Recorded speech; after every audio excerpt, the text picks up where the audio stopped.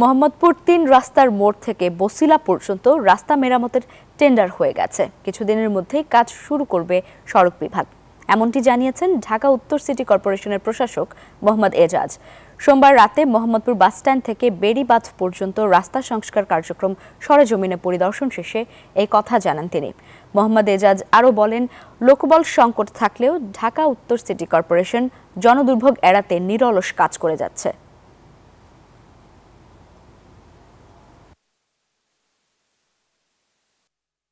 আমরা এবং ডিএমপি মিলে আমরা রোডস এন্ড হাইওয়ের সাথে গত 2 মাস ধরে আমরা বারবার মিটিং করেছি, করে আমরা এইটার একটা প্রকল্প পাস করিয়েছি এবং টেন্ডার হয়ে গিয়েছে। তো সুতরাং এই কাজটাও খুব দ্রুত ধরবে। আপনারা যারা এই অঞ্চলের বাসিন্দারা আছেন, আপনাদেরকে আশ্বস্ত করতে চাই, টেন্ডার যেহেতু হয়ে গিয়েছে, এটা রোডস এন্ড হাইওয়ে এই জায়গা থেকে শুরু করে বসিলা ব্রিজ পার হয়ে এবং শেষ মাথা পর্যন্ত এই পুরো রাস্তাটি রিপেয়ার, মানে একদম রিপেয়ার না, তারা নতুন রাস্তা করে দিবেন।